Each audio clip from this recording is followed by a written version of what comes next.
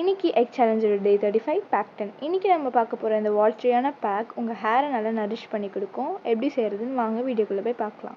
சின்ன வாழைப்பழம் 5 எடுத்திருக்கேன். மீடியம் எல்லாம் பெருசாக இருந்தால் 2லேருந்து 3 எடுத்துக்கோங்க. அதிலே ஒரு முழு முட்டையை உடச்சி சேர்த்துக்கிறேன். ஒரு கைப்பிடி அளவுக்கு வேக வச்ச சாதம், அதுலேயே கஞ்சி தண்ணி, அதாவது சாதம் வடித்த தண்ணியை 1 டம்ளர் அளவுக்கு ஆட் பண்ணிக்கிறேன். இதை நல்லா மிக்சியில் அடைச்சி ஃபில்டர் பண்ணி எடுத்துக்கலாம்.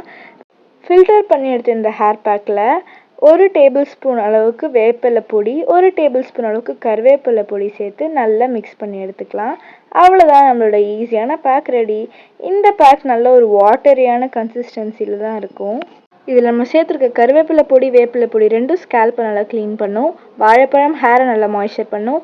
Rice and rice water hair க்ரோத்தை நல்லா ப்ரொமோட் பண்ணும். இதை ஸ்கேல்ப் அண்ட் ஹேரில் அப்ளை பண்ணி 20 மினிட்ஸ் கழிச்சு வாஷ் பண்ணி. ஹேர் வாஷ்க்கு அப்புறம் பார்த்திங்கன்னா என் ஹேர் இப்படி தான் நல்லா சில்கியாக, ஷைனி அண்ட் சாஃப்டாக இருந்தது. இந்த நரிஷிங்கான பேக்கை நீங்களும் ட்ரை பண்ணிவிட்டு எப்படி இருக்குன்னு மறக்காமல் கமெண்ட் பண்ணுங்கள். Don't forget to like, share, comment and subscribe.